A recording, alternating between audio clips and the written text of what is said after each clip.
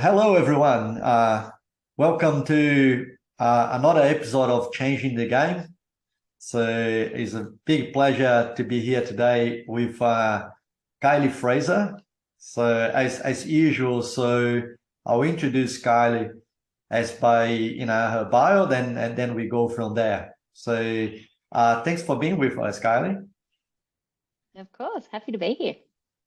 Kylie Frazer, she is the co-founder and partner of Flying Fox Ventures, an early-stage investment firm supporting Australian and New Zealand founders with global ambition. Flying Fox has over 30 companies in its portfolio, so I heard that, maybe a little bit more than 30. I And think we're actually we're at 45 now. So yeah, we've had a big year. here we go. So Kylie brings empathy to the founder experience, having founded two technology businesses herself. She has almost 2 decades of experience as a corporate transaction lawyer, M&A, capital raising, IPOs, and etc. So Kylie, I find it interesting that in your bio, we have, that Kylie brings empathy. So I had the pleasure of meeting you last year when you were kind enough to come as a speaker at the Buff Angels Breakfast. So, and one thing that I remember very fondly is your humor, your the ability to bring that sort of bring fun to to this environment. So, which is pretty good. Kylie, what is? Well, I read your bio, but can you tell us a little bit more about Kylie? Yourself. So the things that are not in the bio. So what brought you to be doing what you're doing? Oh, the version that's not in the bio. I think I it's deeply uncool to say that you liked being a lawyer. And whilst there were many things that I did not like about the law, there were parts of it that I just loved. As a transaction lawyer, I was always working on big teams.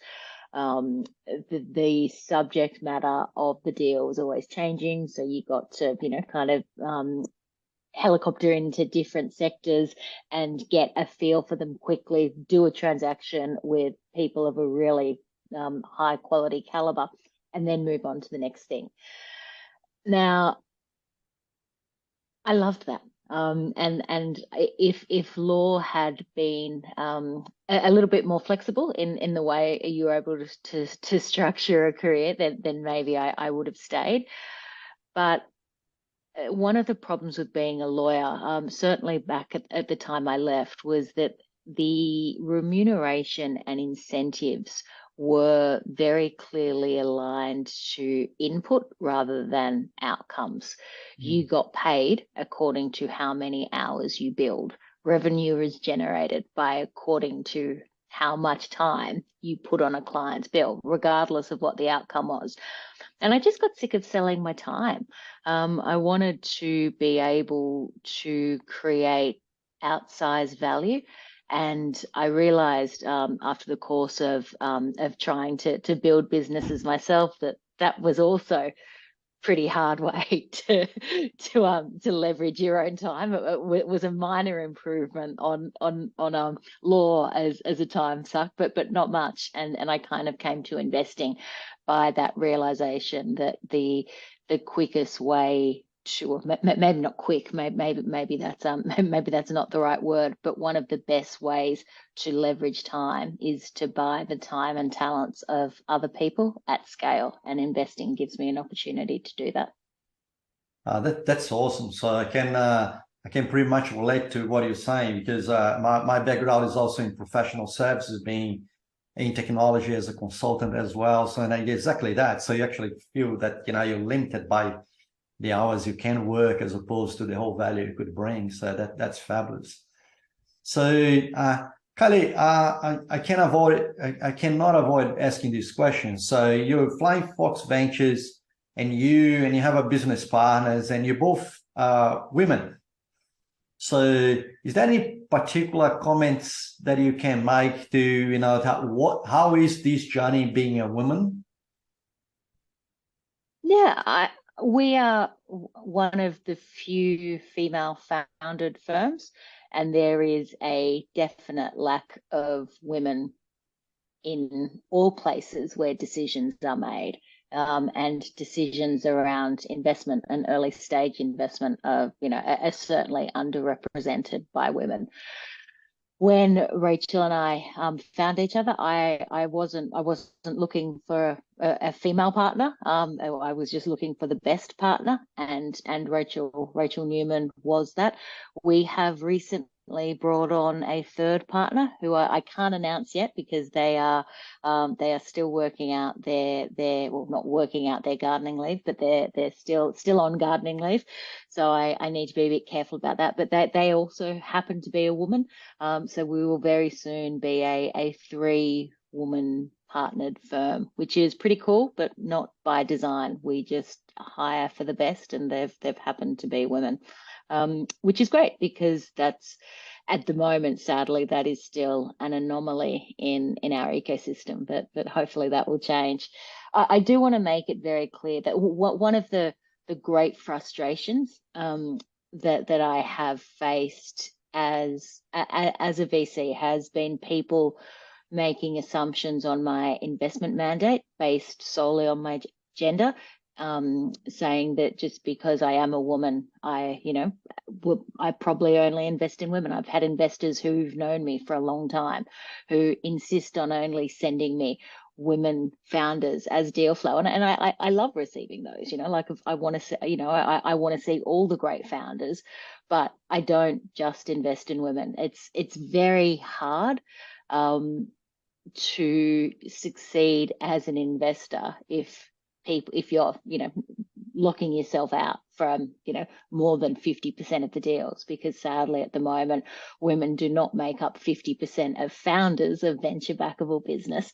So by restricting yourself to only investing in one gender, I think makes it really difficult for an investor to see to generate the returns that they're trying to for their investors. Yeah, no, I think we all feel guilty of the bias that the unconscious bias that we have is absolutely right. So sometimes we fear things because of the gender, because the conscious bias, as I mentioned. So, and we do need to be aware of that, so to avoid those misleading decisions, I guess. So, okay, well, tell me, 45 investments. So, is there any? I would love to hear a story. So, is that you have any preferred story or a story you love to tell about, one of the investments, one, group of founders? Yeah, I'm not supposed to have favorite babies, but how do I feel like I always get in trouble when I choose one on a forum like this. But So let's say okay, not favorite, but tell us not an interesting favorite. story. So one of the most interesting companies in our portfolio is a company called GoTerra, which does waste management infrastructure. They have an incredible series of contracts up and down the east coast of Australia, and expanding beyond that in the midterm as well. What is interesting about GoTerra is that, because why is Kylie talking about waste management? She said this is going to be interesting. That is not interesting. They use a biological agent to break down food waste. So it's using maggots in a robotic structure that breeds and recycles the maggots and breaks down, depackages the waste to turn food waste into maggot food. And then the maggots themselves, die of gluttony, which has got to be the best way to go. And then they in turn become stock feed or an ingredient, a commodity ingredient for pet food or the like. So it's this beautiful circular economy system that is able to function at waste infrastructure scale. It's a phenomenal product. So we're super excited about that one. We're not the only ones. The founder has recently been shortlisted for Australian of the Year. So she won Olympia Yaga is the founder, and she won ACT Australian of the Year, and then goes in with the other, 7 nominees, one from each state and territory, into the Australian of the Year. Cool. So we're doing all we can to promote her in this window, because we would love to say that we backed an Australian of the Year, but either way, we're super proud of what she does. And she's up against Craig Foster in New South Wales. And I don't know about you, but I have just been like totally on World Cup fever for the last few months. So if she loses to Foz, say la vie. Yeah. He's done some great things, not just on the football field, but off it as well. His advocacy work has been pretty cool. I'm not giving him any more props. That's awesome. So I think the WA Australian of the Year is a young athlete, so Peter Ball. So I'm supporting him, and I don't want to talk about the World Cup anymore. So he's finished a couple of rounds ago. Fair enough. So you never quite know which scars you're going to pick with people now. It's Absolutely, absolutely. Well, by the time that we publish this interview, I hope France has been champion, not Argentina. Oh no, it would be lovely to see Messi win it, but we'll see. We'll see. Absolutely. So, it's very nice, interesting, very nice story. So, one of the things that I pick up in the news is announcement that you guys did earlier this year about sharing your carry with the founders. So I found that quite interesting. So I don't see that around much. So what was the story behind it? So how you guys decided to go for that?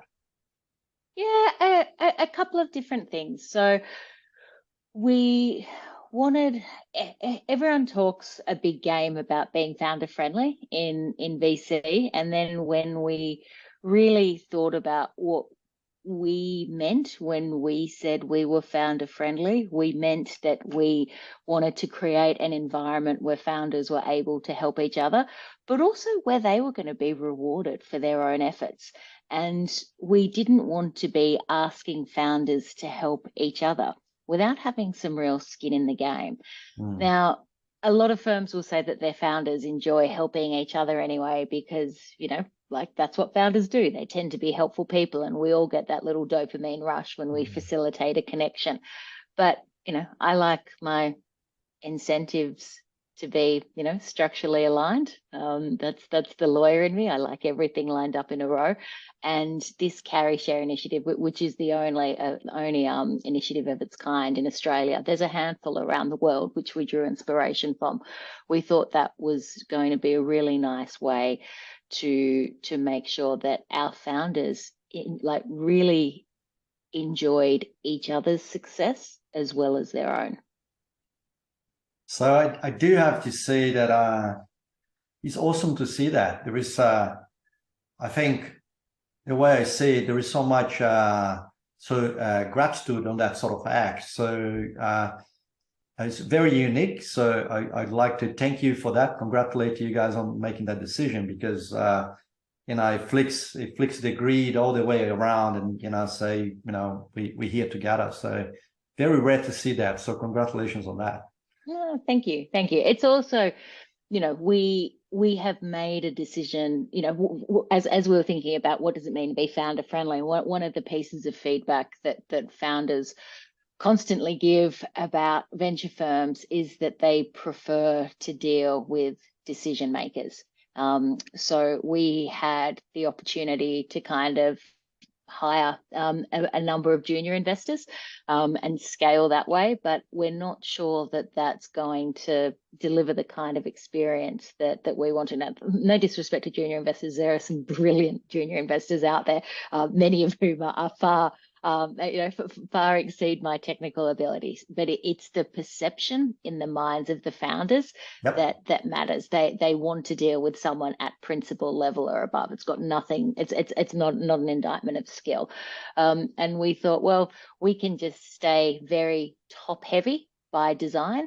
That means that we're not going to have the fleet of juniors to do some of the heavier lifting that you would expect. But we now know that our founders will help each other. Like this carry share initiative is working. They are leaning in and doing the work to help each other, which means that we don't have to have as many structural supports. Very nice. So it's interesting. You touched two interesting points there. One is the point about your junior investors. So interestingly, we play in a professional service fields of consulting, that there is a sort of, to be a consultant, you have to have gray hairs and wisdom sort of in our age sort of thing. So our company is a very young company as well. So, and we keep recognizing the talent of the young people and the ability that they have to advise and put hands on, not only give the advice, but then they put the hands on to help. So, which is, it's very rich, we can get from the youth, I guess. Kylie, and the other thing is about, the way you were perceived as a VC and helping your founders. Of course, you are a VC, but you play a very intentional role as an angel VC sort of thing, because the place the maturity phase that you're actually coming into. What are those things that you, as an angel investor, as opposed to be too much focusing the return of investment? So what are those things that you find important to bring to the founders as a help, as a capability? Other than cash, which is very important, and I would say it's the single most important thing that an angel needs to bring, because otherwise you're an advisor and you can be a wonderful advisor, but I think sometimes it can be difficult for founders to know with angels where they sit. We always tell people our check size in the first 90 seconds of meeting.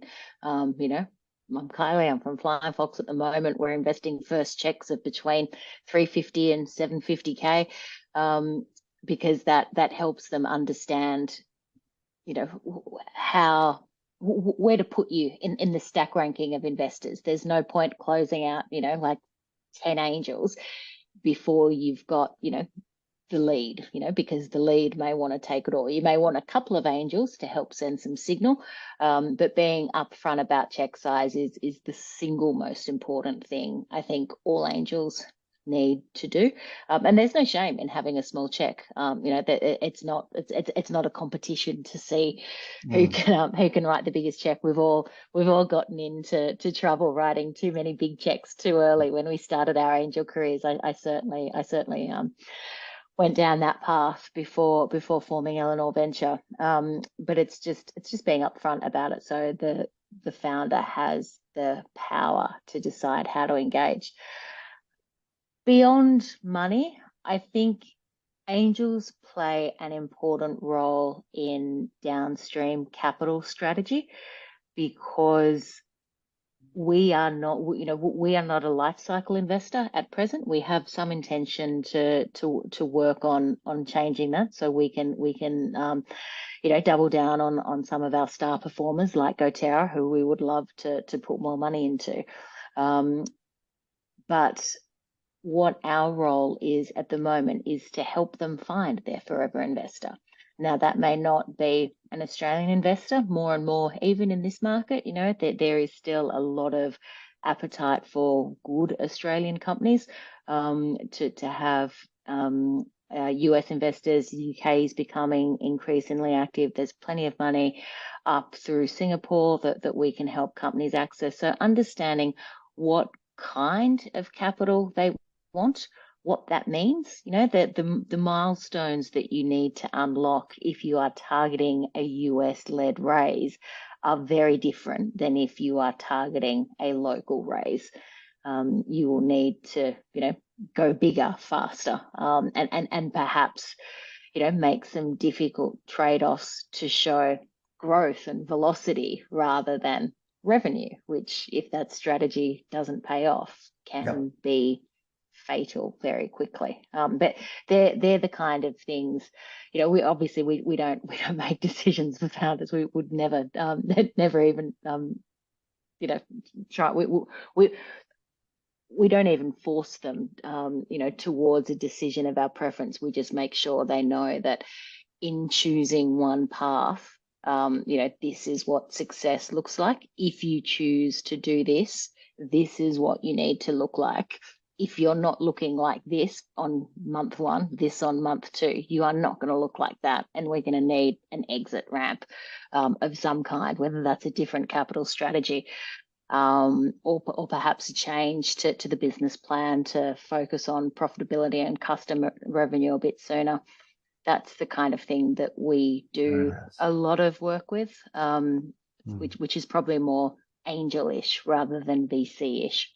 Yeah, that's very good. So one of the things that you mentioned, so I remember looking at your bio when we present Flying Fox Ventures. So it's about, so you talk about Australian and New Zealand business. So I'm not 100% sure whether that's a firm mandate or not, but I'm interested in that sort of you touch in the point of the capital flow coming from overseas, potentially American capital or UK capital or Singaporean capital. What about the other way around? So are you fuzzy about these, Australian tech companies having a global sort of reach and I know setting themselves for success in a global perspective, or how that fits in your decision making, in the way you articulate how can help them the market? Them is a global market? Not always. So there are some markets that are big enough domestically. Fintech and healthcare are the two obvious ones, but there are some other things if you start digging where you can build an enormous business just within Australia. For traditional B2B SaaS companies, yes, they have to be global day one. But we don't have just a straight B2B SaaS mandate. We love B2B SaaS. And there's a reason why it continues to command the valuation multiples that it does, but there are other verticals that are less competitive that we remain super interested in. Very nice. So Kylie, I'm interested in your view or in your insights about education. So there was one thing that I particularly have been involved, which is trying to think about the traditional education and how that helps or not to form entrepreneurs, and how that incentivize or make the young people think about the other opportunities other than traditional jobs. So do you have any particular view on that? So you follow that, you have what do you think? Oh gosh, Is it Pandora box? it's a bit of a Pandora's box. I mean, I think I think there needs to be. It would be great to see schools having more of a skills-based curriculum rather than fact-based curriculum. But I've got kids in primary school. My eldest is finishing year 6 this year, and the amount of group projects that they're already doing at that stage, the way that they seem to be incorporating elements of critical thinking earlier and earlier rather than just learning times tables and doing geography projects about a particular country. Like, I can already see that the quality of education has changed a lot since I went through a couple of years ago. So I don't want to ignore the progress that has already been made. I think everyone is aware that the jobs of yesterday are not going to be the jobs of tomorrow, and to enable our young people to compete in their kind of job marketplace, then they will need new skills. I also, being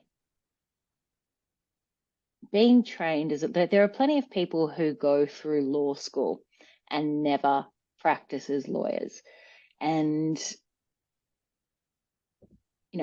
I guess if you're going to spend 4 or 5 years at university, surely it's more fun to study arts or history or languages or whatever you want to do other than, history of jurisprudence, which I can assure you is a real cracker. But it's about a way of thinking. Law, much like computer science, is a very logical, rational way of, if X, then Y, way of thinking. Building a system of precedent. Being able to put together arguments and think through what what the counter position is. All these are such valuable skills that even if you never practice as a lawyer, your legal training usually, helps you in ways that you don't need to practice law for. You get that way of thinking through the years of university. And I think our early education systems, need to be as much about how we think rather than what we learn. Yeah, absolutely. So there's a whole lot of discussions going on in terms of, and in the analogy you made was about the maths tables and etc. So but he's chasing ATAR as a measure system as opposed to, what else you can do, the portfolio that you do when you're in high school is, and the extracurricular sort of involvements and etc. So good, awesome. So we're starting to wrap up our conversation. So, and I need to come back to what I mentioned in the beginning. So the memory I have of you in the breakfast last year was is bringing some fun for you, some laughs from the audience and the conversation, etc. How important is that? How important is fun, or not making all about it? So how is that in your routine? How important is that for you? Yeah, it's super fun. I mean, it was one of the things when Rachel and I were co-founder dating, we were, checking each other's sense of humor for compatibility and ability to make each other laugh. It was very critical to our DNA. It's one of our core values. In fact, it's so core to our values that we have two that touch on this. One is fun and one is irreverence. And we, wrap some boring ones like discipline and openness and accountability around that too. So it's not all fun and irreverence, but I do think I think it's important. Like investing is full of ups and downs, and it can be pretty easy to get jaded. I was at a dinner with a group of investors recently, and someone joked that we had to make a rule that no one was allowed to join this particular investor group until they'd had at least 2 years experience, so they could have that shine knocked out of them and come with the jaded scars of those of us that have been doing it for a little while. And it can be a tough job, that there is a real emotional impact to this job. You are having difficult conversations every day. I say no to people for a living. I listen to people tell me their, dreams, and then I say, no, thank you, not for me. I might do that 4 or 5 times a day. Like, that is soul crushing. It's soul crushing for the founder, but it builds up on even an old battle axe like me. So making sure that it is done with humor, with empathy first when you are delivering the no's, but not taking the process or ourselves too seriously. We are privileged to be able to do what we do, and we don't need to make something boring just for the sake of it. Something doesn't have to be, something can be institutional grade and make people a lot of money without being boring. Yeah, absolutely. So I think that's we have way too many facts to be stressed about, isn't it? It's a hard journey as a founder. So if you not bring some sort of fun, that becomes a crazy thing. So Kylie, with Flying Fox Ventures, so what is that you after? Are you after some other investors and LPs, or are you looking for, startup founders to come along? So what is your pitch for your stakeholders? Oh, I love this. I want all the things. Both is the answer. So we are always interested in meeting great founders. We are sector agnostic. We do like to be early. So, our ideal round size is somewhere between around, raising your first, 350 to maybe 2 million. We can participate in rounds bigger than that, but we usually don't have the firepower to lead them. So that's what we're looking for. And investors, we'd love to pick up some more Perth investors. We've got a few. I actually lived in WA for 4 years. I loved my time over there. And my sister still lives over there, so I'm looking forward to coming over and spending some time with her, and hopefully meeting you face to face for the first time, rather than beaming in via a big screen for a breakfast. You can feed me this time. And yeah, we'd love to add some more WA based investors to our flock. Our model is a bit different. We have a couple of different products depending on how people like to invest. Our kind of flagship product is what we call our cohorts of investors, where we bring together a group of investors, get them to invest in 10 deals that we have selected, that gives them a diversified, start of a well-rounded angel portfolio, because we know that the single most important thing when it comes to angel investing is number of shots on goal, to go back and torture our World Cup analogies from earlier, rather than check size. So we always say take your check size, take a 0 off that and add it to the number of checks that you want to write.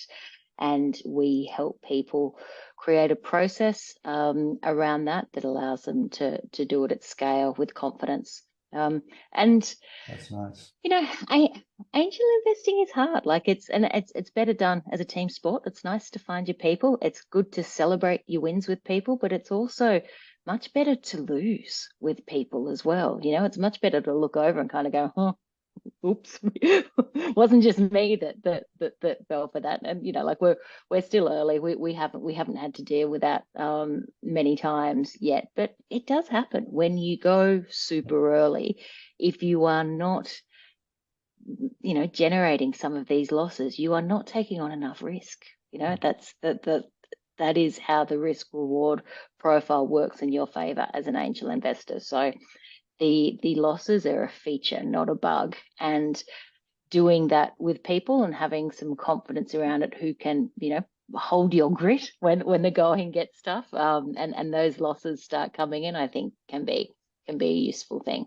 Otherwise, sometimes it's hard to see, it's a long-term sport, and to hold that long-term vision by yourself can be a bit tricky sometimes.